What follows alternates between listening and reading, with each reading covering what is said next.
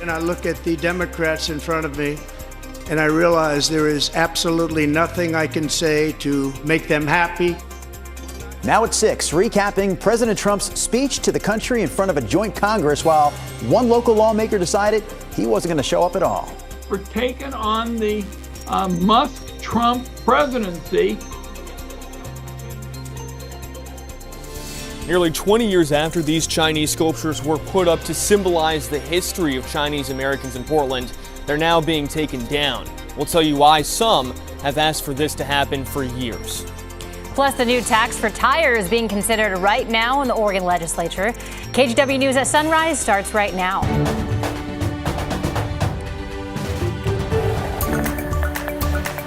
Good morning, and thank you for joining us on your Wednesday. I'm China Green. And I'm Drew Carney. We have Chris McGinnis and Rodney Hill. There they are, standing by for a look here at weather and traffic. And my turn. Good morning, everybody. Turn. Happy day to you. We have some scattered showers along the coast. This is mostly up north of Tillamook, up into the Long Beach Peninsula. Lincoln City, you can see a little bit of blue. There's a light from a passing ship offshore. 40 is the temperature outside. A little bit of blue over the city.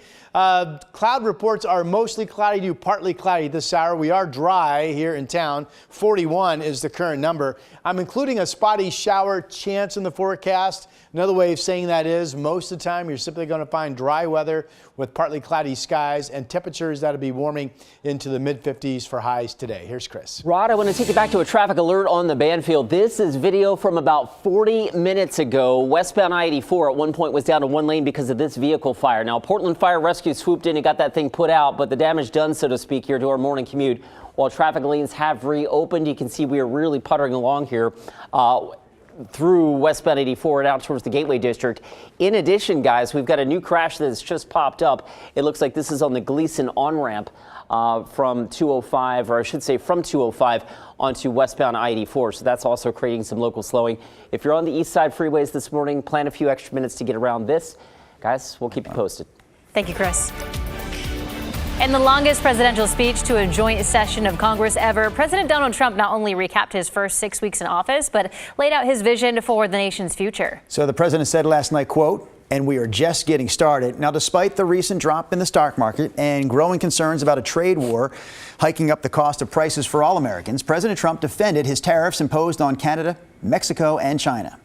Tariffs are about making America rich again and making America great again, and it's happening, and it will happen rather quickly. There'll be a little disturbance, but we're okay with that. It won't be much. President Trump went on to praise Elon Musk and the new Department of Government Efficiency for slashing the size of the federal government. Now, in response, Democrats said that cuts to government services is really a means to deliver tax breaks from just the wealthy. President Trump is trying to deliver an unprecedented giveaway to his billionaire friends. He's on the hunt to find trillions of dollars to pass along to the wealthiest in America. And to do that, he's going to make you pay in every part of your life. Two Oregon representatives, talking about Andrea Salinas and Maxine Dexter, walked out of the House chambers in the middle of President Trump's speech. Dexter saying, quote, "I refuse to normalize Trump's constitutional crisis." Salinas wrote that she left early because, quote, "rather than listen to more false promises from a wannabe dictator." We'll have more on President Donald Trump's speech in a live report coming up at 6:30. Then the Today Show Savannah Guthrie live in Washington, D.C. starting at 7 o'clock right after sunrise. In local headlines this morning, two Chinese sculptures will be removed later this morning in Portland's Old Town after years of some people calling them culturally offensive. Our Thomas Schultz joins us from Old Town this morning. So, Thomas, what sculptures are we talking about here? Well, guys, we're talking about these two sculptures behind us on Northwest Davis and 4th. They're the first 2 of 6 that will be removed. 4 more will be removed next week as well. And they were put up in 2006, nearly 20 years ago, as part of a streetscape improvement project to symbolize the history and contributions of the Chinese community in Portland. Though the Chinese American community has called for their removal for years, saying the statues are stereotypical and a demeaning portrayal of their heritage and history. Over the past 2 years, the Old Town Community Association has pushed the city to decommission the statues and replace them instead with overhead Chinese lanterns and project light art installations. And once again, these two will be the first to be removed out here after a long time waiting for that community. That project is set to begin today at 8 o'clock this morning. Guys. All right, Thomas Schultz live for us there this morning in Portland's Old Town. Meanwhile, a fire at what used to be the home of Peninsula Children's Center in North Portland is out this morning thanks to firefighters who arrived on the scene just before 11:30 last night. Portland Fire says it took about 30 minutes to get it under control. They also say this building was already getting demolished to make way for affordable housing.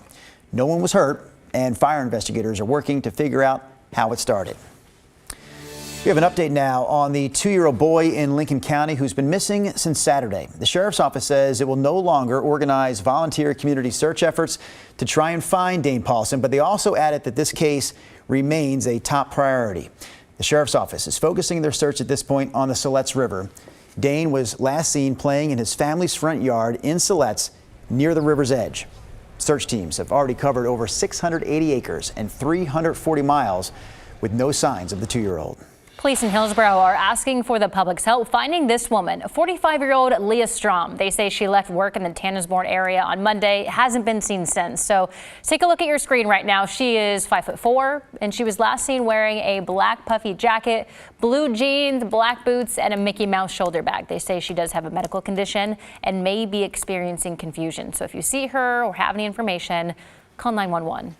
Washington lawmakers are discussing a bill that would require religious leaders report cases of sexual abuse. Now, we know similar rules are already in place for people who work in medical, law enforcement, and education fields.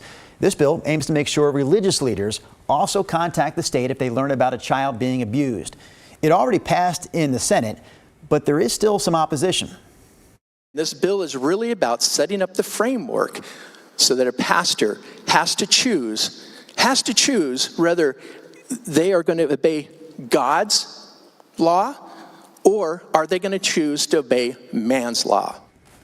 The Archdiocese of Seattle testified against this bill, saying that making a priest report that they heard something in confession would violate Catholic Church policies. Now, we already mentioned it did pass in the Senate, so this bill is now heading before Washington lawmakers in the House. A proposed bill in Salem could make tires more expensive in Oregon.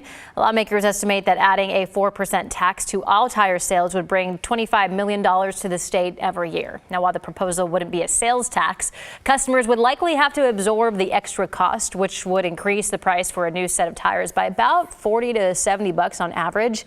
Bill sponsors say half the money from the tax would fund Amtrak Cascades expansion. The other half would fund efforts to protect wildlife. On the part that says we're going to tax tires to support rail, feels a little bit like a beef tax to encourage people to buy more chicken. And this tax at 4% on tires is not that much money. It's less than the cost of a tank of gas for most people. You don't pay it every year, just pay it when you buy tires. The tax would apply to all tire sales in Oregon. We're talking new or used. If you would like to weigh in, you can submit testimony on the Oregon Legislature's website. All right, before we get to Rod, a live look outside our Wells Fargo. Is this a painting? No, this is a live picture from our Wells Fargo Skycam. I was laughing, though, Rob, because it's starting to make sense now. After that last story China just read. Yeah. I was wondering why yesterday you were on the ground by your car. You were down on your hands and knees looking at the tires, and it looked like you were trying to figure out how the car would operate with just 3 wheels.